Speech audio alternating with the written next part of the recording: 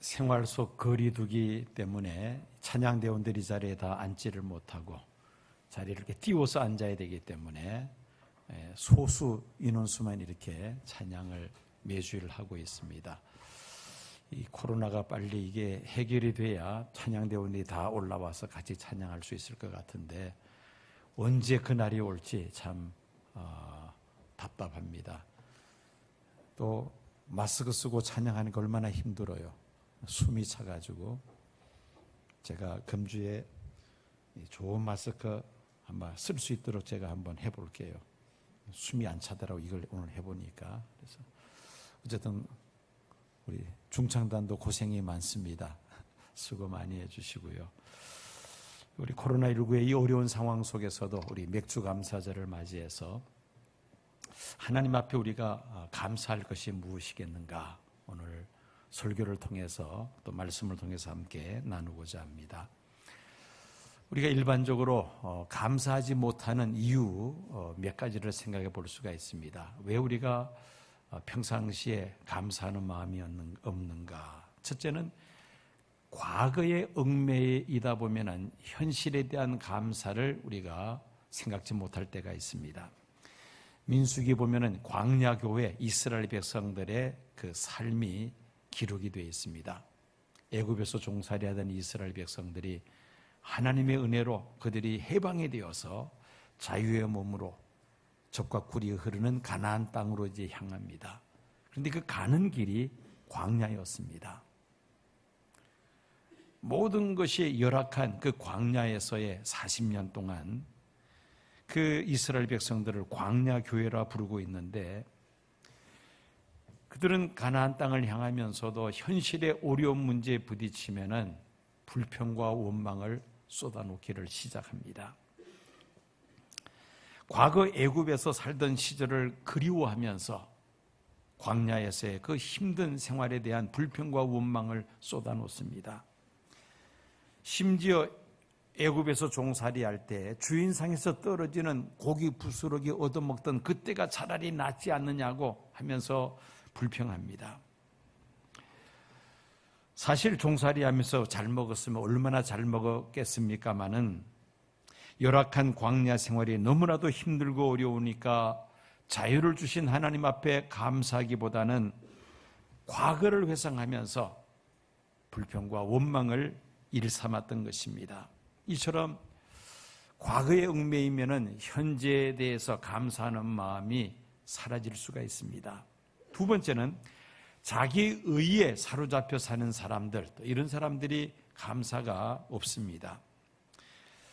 예수님께서 천국 복음을 전파하시던 3년 공생 기간 동안에 예수님 뒤를 따라다니면서 예수님이 하시는 말씀을 듣고 예수님이 행하시는 이적과 기사를 경험한 사람들 가운데 바리새인과 서기관들이 있었습니다. 이 사람들이 예수님을 따라다니는 목적은 달랐죠. 어떻게 하면 예수님을 함정에 빠뜨릴 수가 있을 것인가? 어떤 그 빌미를 찾기 위해서 그들은 예수님 뒤를 쫓았던 것입니다. 그들은 예수님을 믿지 않고 오히려 예수님을 죽이려고 음모를 꾸미게 됩니다. 그 이유는 그들의 조상들이 만든 장로의 유전을 예수님은 지키지 않는다는 것이었습니다.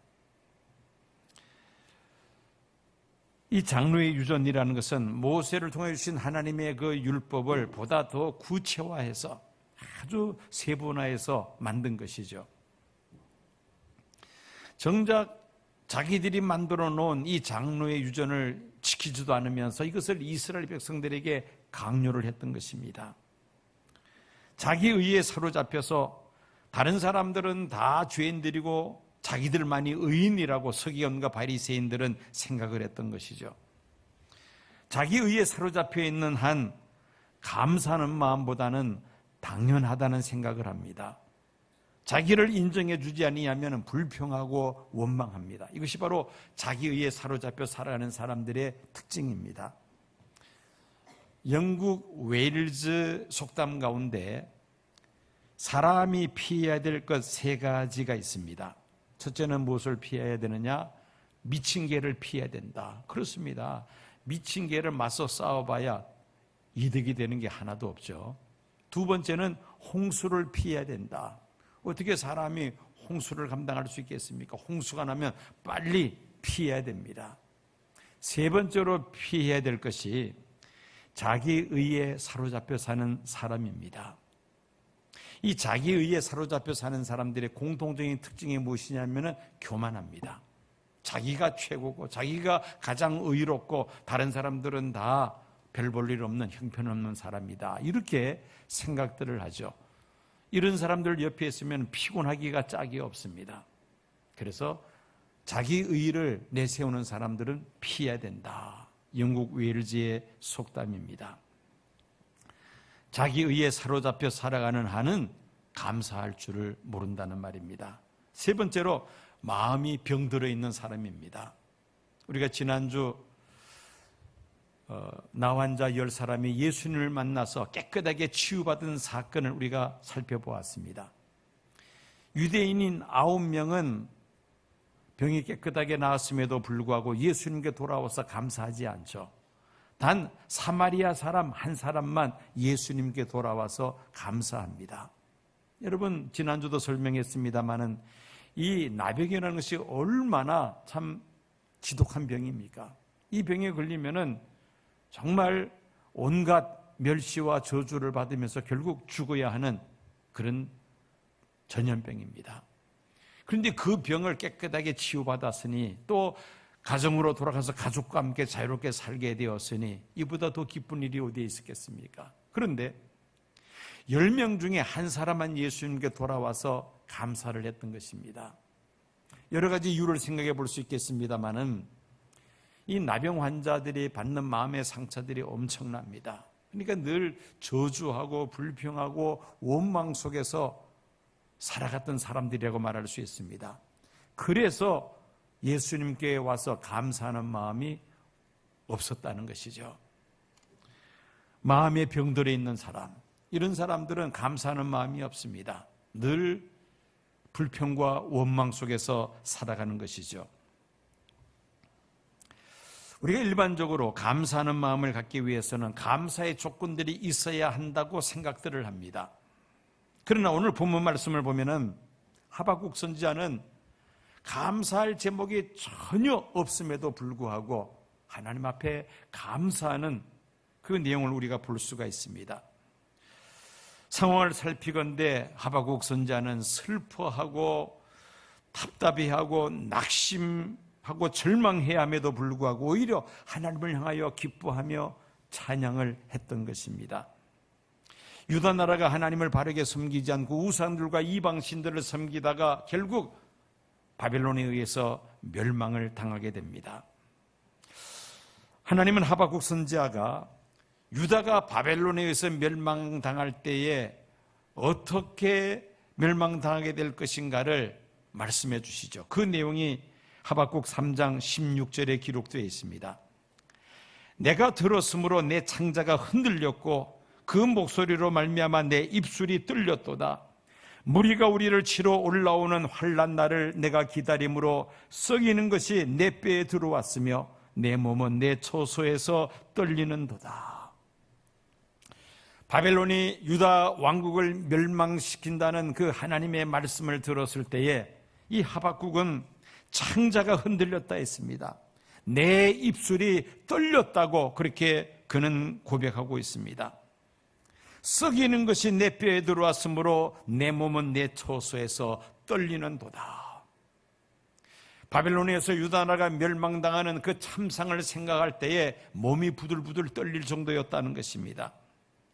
무자비한 바벨론 군대에 의해서 유다 백성들이 비참하게 살육되며 재산이 약탈당하며 성읍이 파괴되며 여성들은 겁탈당하고 노약자들은 노예로 붙들려가는 이 광경을 생각해 볼 때에 하박국은 창자가 떨리고 입술이 떨릴 정도였습니다. 그럼에도 불구하고 17절, 18절 말씀 보면은 하박국은 하나님을 향하여 찬양합니다. 비록 무화과나무가 무성하지 못하며 포도나무에 열매가 없으며 감람나무에 소출이 없으며 밭에 먹을 것이 없으며 우리의 양이 없으며 외양간에 소가 없을지라도 나는 여호와로 말미암아 즐거워하며 나의 구원의 하나님으로 말미암아 기뻐하리로다. 그는 고백하고 있습니다. 전쟁으로 말미암아 적군들이 완전히 국토를 황폐시키는 그런 참담한 상황입니다. 원래 중동 지방의 침략자들은 정복을 하게 되면은 심지어 이 과수나무를 잘라서 불살라버린다고 합니다. 아예 먹을 것이 없도록, 그렇게 사람들이 생존할 수 없도록 그렇게 만들어버리고 만다는 겁니다. 사실 이 무화과나무는 이스라엘 백성들이 먹는, 그런 많이 먹는 열매이죠. 포도나무는 음료수로 사용합니다. 감람나무는 음식을 만들 때 사용되는 기름으로, 또 성전불을 밝히는 거룩한 기름으로도 사용이 됩니다. 생활의 필수품들입니다. 또 우리에는 양이 없고 외양간에는 소가 없습니다. 가축들이 다 약탈당하고 다 텅텅 빈다는 것이죠. 생각해 보면은 완전히 폐허가 된 땅에서 먹고 살 길이 없는 그런 비참한 상태를 우리가 생각해 볼 수가 있습니다. 이런 상황 속에서 하박국은 여호와로 인하여 하나님 앞에 기뻐하며 찬양을 한다는 것입니다. 오늘 우리 시대의 상황과 비교를 한다면은 이 코로나19 바이러스로 인해서 지금 경제가 점점 어려워집니다. 앞으로 더 어려워질 것이라고 이구동성으로 말들을 합니다. 많은 사람들이 직장을 잃고 실직자가 되며 사업을 운영하는 사람들은 부도가 나며 공장은 문을 닫고 수많은 사람들이 경제적으로 어려움을 겪게 될 것을 이구동성으로 말들을 하고 있습니다. 그렇다 할지라도 우리는 여호와로 인하여 기뻐하며 나의 구원의 하나님으로 말미암아 즐거워할 수 있는 이 하박국 선지자와 같은 그런 마음을 가질 때에 우리는 하나님 앞에 감사하게 될 줄로 믿습니다. 하박국 선지자가 이 어려운 상황 속에서도 어떻게 하나님 앞에 감사할 수 있었는가, 몇 가지를 우리가 찾아보고자 합니다. 첫째는 구원의 은혜를 생각하며 하나님 앞에 감사합니다. 우리의 죄로 우리가 영원히 저주받아 멸망할 수밖에 없는 인생들이나 하나님의 아들 예수 그리스도께서 우리의 죄를 대신 담당하여 십자가에 못 박혀 돌아가심으로 누구든지 회개하고 예수를 구주로 영접하면 죄 사함 받아 하나님의 자녀가 되는 구원의 은혜를 우리에게 주신 줄로 믿습니다. 이 구원의 은혜를 생각한다면 어떤 상황 속에서도 우리는 하나님 앞에 감사할 수가 있습니다. 우리 한국교회 초대 교회에 있었던 그러한 일입니다. 어느 용수님이 목회하시는 시골 교회 주일학교 어린이가 갑작스러운 사고로 죽습니다. 신학교가 아직 자리 잡지 못했던 한국 교회 초기에 목사 전도사들 흔치 않을 때에 평신도 가운데서 열심히 신앙생활하는 사람을 영수로 세워서 그 교회를 목회하게 했습니다. 이 영수님이 그 아이 집에 찾아가서 이제 문상을 합니다. 부모님 앞에서 이 영수님이 기도를 합니다. 그런데 기도하면서 하나님 감사합니다 하면서 기도를 시작을 했던 것입니다. 기도가 끝이 나자 그 아이의 부모가 영수님께 반문을 합니다. 아니 영수님, 사랑하는 우리 아이가 죽었는데 뭐가 그렇게 감사합니까? 그러면서 이 영수님께 반문을 하는 겁니다. 그러자 이 영수님이 아이가 죽었음에도 불구하고 하나님 앞에 감사할 이유 세 가지를 이렇게 이야기를 합니다.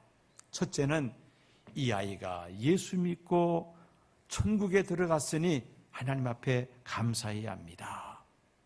두 번째, 장성하여 죄를 많이 짓고 세상을 떠난 것이 아니라 깨끗한 심령으로 천국에 들어갔으니 하나님 앞에 감사해야 합니다. 셋째는 부잣집 아들로 태어나서 부모의 극진한 사랑을 받다가 세상을 떠났으니 하나님 앞에 감사해야 합니다. 그랬더니만은 이 부모들이 그 말을 듣고는 고개를 끄덕끄덕하면서 그 다음부터는 열심히 신앙생활을 했다는 이야기입니다. 사도 바울은 나의 나된 것은 하나님의 은혜라고 그렇게 고백을 합니다. 구원받을 만한 아무런 자격도 없는 자였으나 오히려 예수 믿는 사람들을 핍박하는데 앞장섰던 죄인 중에 괴수였으나 하나님께서 예수님의 십자가의 피로 그를 구속하시고 하나님의 거룩한 백성 삼으실 뿐만 아니라 이방인의 사도로 하나님께서 부르셔서 하나님의 일꾼으로 사용하시니 나의 나된 것은 하나님의 은혜라고 고백을 했던 것입니다. 오늘 우리들도 어떤 상황 속에서도 우리가 하나님 앞에 감사할 것은 나를 구원하신 하나님의 은혜를 생각한다면 우리는 감사하지 아니할 수가 없는 줄로 믿습니다. 두 번째는 우리가 하나님께로부터 받은 은혜를 생각하면 또 감사하지 아니할 수가 없습니다. 사람들은 대체적으로 받은 은혜는 쉽게 잊어버립니다. 내가 다른 사람들에게 베풀어 준 것은 잊지 않고 기억을 하는데 내가 다른 사람으로부터 받은 것은 쉽게 잊어버린다는 겁니다. 그래서 우리가 받은 은혜를 감사하려면은 곰곰이 생각을 해야만 합니다. 감사 영어로 thank죠. 이 thank라는 말이 어디서 나왔느냐? think, 생각하다는 단어에서 나옵니다. 무슨 말이냐면은 곰곰이 생각할 때에 감사가 떠오른다는 것이죠. 아무 생각 없으면은 감사할 제목들이 생각나지 않습니다. 내가 무엇을 감사해야 될 것인가? 앉아서 곰곰이 생각하면은 하나씩 감사의 제목이 떠오른다는 것이죠. 노만 빈센트 필이라는 유명한 목사님이 있었습니다. 이분이 어느 날 상담을 하는데 사업을 하다가 실패한 어느 사업가와 상담을 하게 되었습니다. 이분은 사업을 하다가 완전히 망해버리고 말았습니다. 살 소망을 잃어버리고 이제 내가 죽는 것밖에는 없다라고 생각하고 스스로 생명을 끊으려고 하다가 그래도 한번 내가 목사님 찾아가서 한번 상담하고 죽더라도 죽겠다 생각하고 마지막으로 목사님을 찾아갔던 겁니다. 이 사업가가 실패담을 목사님에게 이야기를 합니다. 그리고 왜 내가 자살을 해야 하는지 그 이유를 목사님에게 다 설명을 했습니다. 그랬더니 목사님은 백지 2장을 이 실패한 사업가에게 주면서 한 장은 잃어버린 것에 대해서 쭉 한번 써보고 다른 한 장에는 아직까지도 내가 가지고 있는 것에 대해서 한번 써보라고 했습니다. 목사님 앞에서 볼펜을 가지고 잃어버린 것을 쓰기를 시작합니다. 뭐 이것저것 잃어버린 것이 한두 가지가 아닙니다. 자세하게 다 써놓고 그 다음에 다른 한 장에다가는 아직도 내가 가지고 있는 것을 써야 되는데 생각나지가 않습니다. 그냥 백지 상태에서 목사님한테 돌려드립니다. 그렇다면 이 목사님이 그 백지 위에다가 내가 이야기하는 것을 한번 써보라고 합니다. 아내가 있습니까? 예, 아직도 나를 사랑해주는, 끔찍이 나를 아껴주는 아내가 있습니다. 쓰십시오. 자녀들이 있습니까? 예, 3명의 자녀가 있습니다. 이름 다 쓰십시오. 혹시 주변에 친구들이 있습니까? 나를 이해해주고 나를 도와주는 친구들이 있습니다. 이름들 다 쓰십시오. 씁니다. 그러면서 아직도 남아있는 것에 대해서 쓰기를 시작하는데 한 장 쓰다가 이 사업가가 목사님에게 대답을 합니다. 목사님, 저는 아무것도 없는 것으로 생각했습니다. 다 잃어버린 것으로 생각을 했습니다. 근데 목사님 말씀을 듣고 내가 곰곰이 생각해 보니까 아직도 나에게 남아있는 것이 이렇게 많다는 것을 새삼 깨달았으니 내가 다시 일어서겠습니다. 그리고는 돌아가서 다시 사업을 시작해서 재기에 성공했다는 것입니다. 여러분, 받은 은혜를 생각하면 우리가 감사하지 아니할 수가 없습니다. 문제는 생각이 나지 않는다는 것이 문제이죠. 그래서 우리는 곰곰이 생각을 해봐야 합니다. 내가 하나님께로부터 받은 은혜, 내 주변 사람들로부터 받은 은혜가 무엇인가를 곰곰이 생각하면은 하나씩 하나씩 머릿속에 떠오르게 될 것입니다. 받은 은혜가 생각이 난다면 우리는 감사하지 아니할 수가 없다는 말이죠. 세 번째는 합력하여 선을 이루시는 하나님을 생각한다면 우리는 고난 속에서도 하나님 앞에 감사할 수가 있습니다. 로마서 8장 28절 말씀, 하나님을 사랑하는 자 곧 그 뜻대로 부르심을 입은 자들에게는 모든 것을 합력하여 무엇을 이루느니라? 선을 이루느니라. 여기서 모든 일은 좋은 일뿐 아니라 힘들고 어려운 일도 포함이 됩니다. 우리가 살다 보면 좋은 일도 있겠지만 또 힘들고 어려운 일들도 있습니다. 이 모든 일들이 합력해서 우리에게 하나님은 선을 이루신다는 말씀인 것입니다. 그러므로 우리는 고난 속에서도 하나님 앞에 감사할 수가 있습니다. 지금은 당장 힘들고 어렵다 할지라도 시간이 지나가면은 하나님께서 사랑하시는 하나님의 백성들에게는 이것마저도 나에게 반드시 선을 이루실 것이다.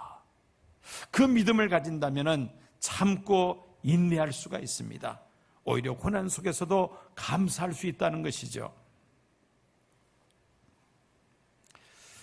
우리는 구약 성경에서 그 대표적인 사례로 욥을 들 수가 있습니다.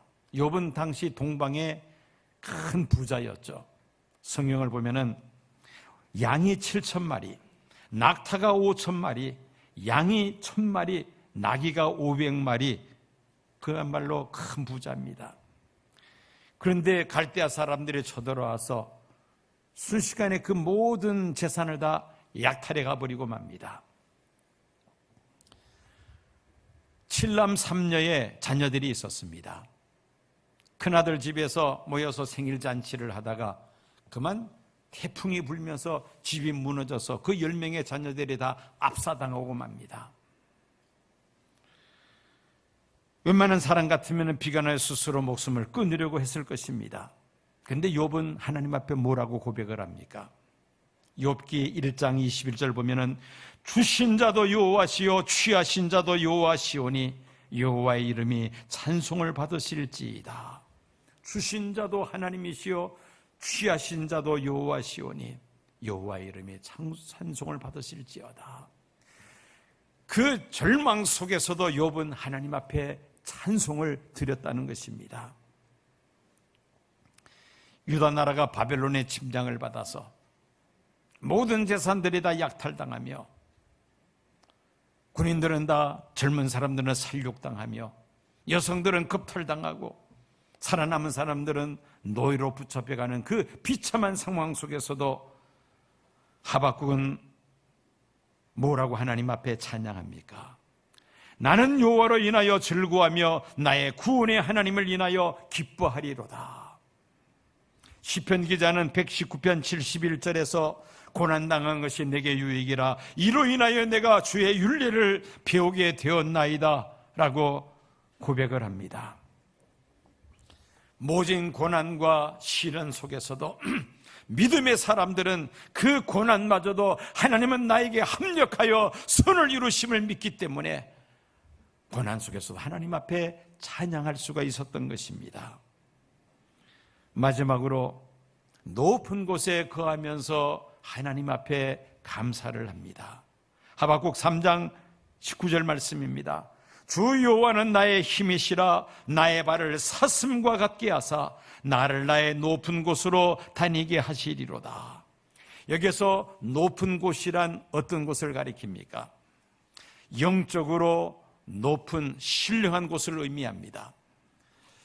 하나님의 백성으로 그 이름이 생명록에 기록되어 있으며 하나님과 신령한 영적 교제를 가지며 하나님의 자녀로서의 그 영광을 누리는 상태를 높은 곳이라고 말할 수가 있습니다. 사슴이 산날의 계곡에 있을 때는 포수의 추격을 받습니다. 그러나 산능선 위 높은 곳에 오르면은 포수가 어디 있는지 한눈에 보이기 때문에 유유자적하며 피할 수가 있습니다. 우리가 신앙생활을 한다면서 세상만 바라보면 우리는 두려움에 사로잡히게 됩니다. 그리고 절망하며 낙심합니다. 신앙의 높은 지경에 이르면은 비바람이 몰아치고 눈보라가 날려도 흔들리지 않습니다. 비행기를 타고 하늘 높이 올라가서 구름 위로 올라가면은 그 위에는 밝은 태양이 빛이 나고 있습니다. 구름 아래에 억센 장대비가 쏟아진다 할지라도 구름 위에는 밝은 태양이 빛이 나고 있습니다. 바다도 바다 표면에는 태풍이 불면은 파도가 칩니다마는 그러나 바다 밑 깊은 곳은 태풍의 영향을 받지 않고 잔잔하기만 합니다. 우리가 신앙생활을 하되 신앙의 영적으로 높은 곳에 거하면 어떤 세파에도 우리 마음이 흔들리지 않습니다. 어떤 일이 닥쳐와도 두려워하거나 무서워하지 않습니다.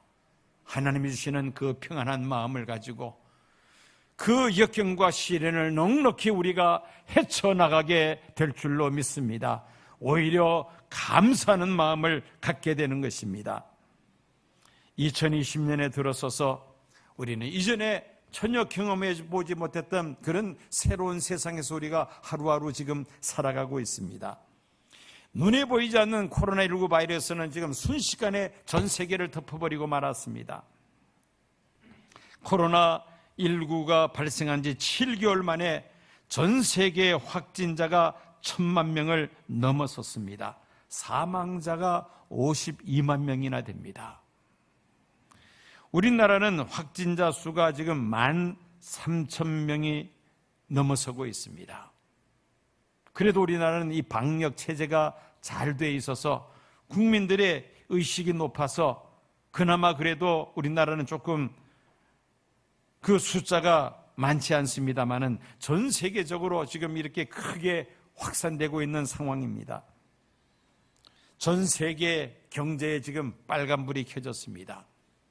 1929년 미국에서 시작된 세계 대공황이 전 세계를 크게 참 영향을 미친 적이 있었습니다.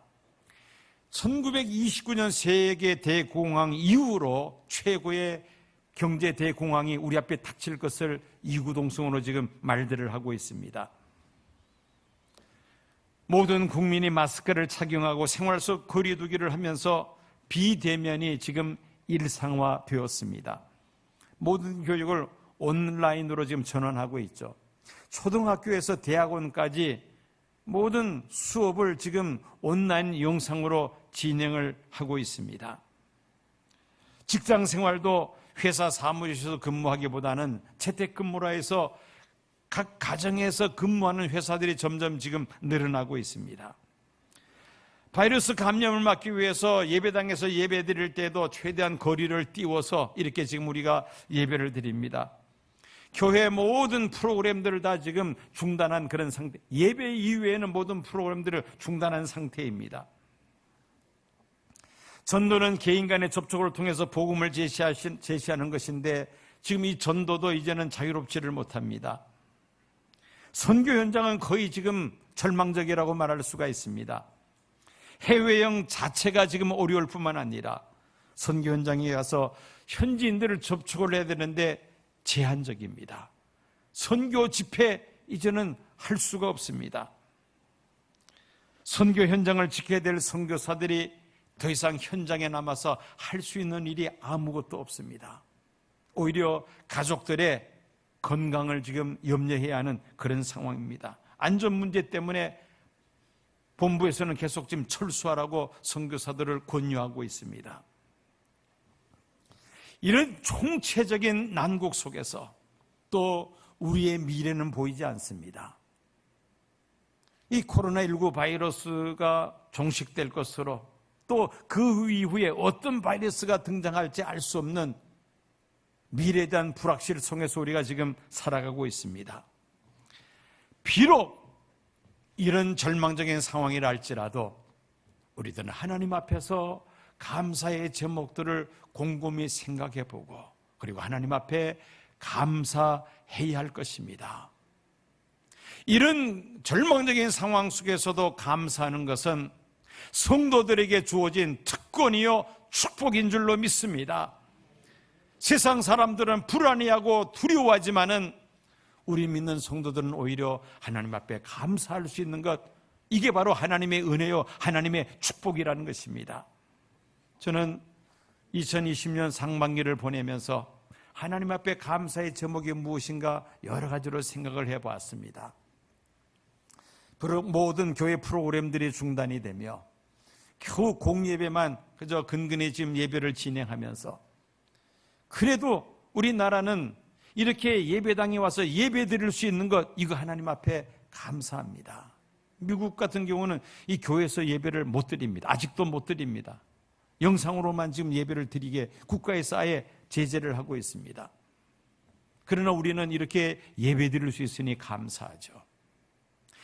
영상으로 예배를 지금 병행해 실시하면서 요즘 새벽 기도에 얼마나 많은 분들이 동참하는지 모릅니다. 예배당에 오시는 분들은 예전과 여전히 그저 한 15명, 20명 정도 교회에서 예배 드립니다만은 영상으로 예배에 참석하시는 분들이 지금 한 50명 안팎으로 매일 참여하고 있습니다. 이전에 비해서 새벽 기도 참석하는 분들이 얼마나 많아졌습니까? 이전에는 그저 한 20명 그저 안팎인데 지금은 7, 80명, 80명 정도 되니까 얼마나 많이 늘어났습니까? 그래서 저는 오히려 하나님 앞에 감사를 드립니다. 더 많은 새벽 기도에 성도님이 참석하니까 감사합니다.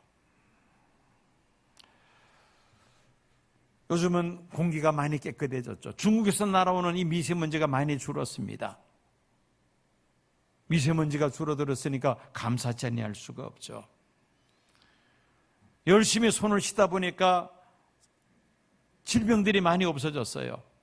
감기도 이제는 뭐 하는 사람들이 많지 않습니다.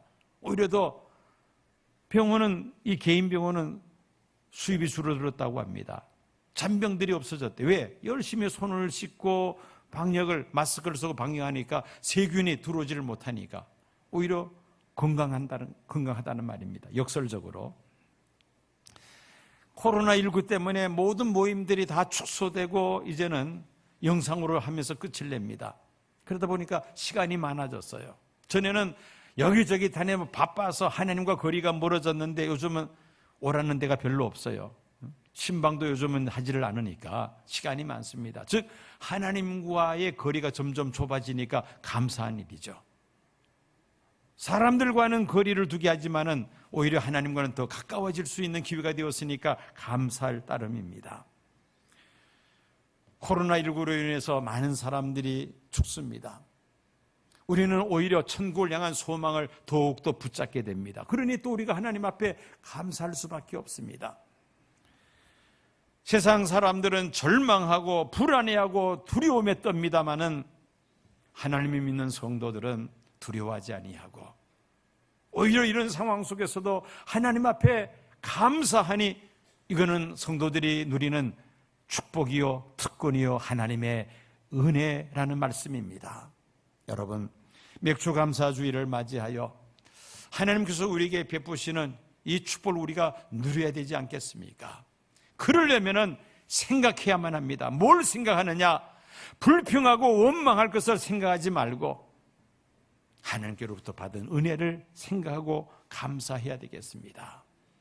구원의 은혜를 생각하며 감사하며 그동안 세상 살면서 하나님 나에게 베푸신 은혜를 생각하며 감사하고 비록 지금 힘들고 어려운 일이 있지만은 이것도 합력해서 나에게 선을 이루실 줄로 믿고 하나님 앞에 우리가 감사할 때에 세상 사람들이 누리지 못하는 놀라운 은혜와 축복과 평강을 누리면서 이 고난의 시기를 넉넉히 믿음으로 잘 극복하게 될 줄로 믿습니다. 맥주감사절을 맞이하여 감사가 넘쳐나는 성도님들 되시기를 축원합니다.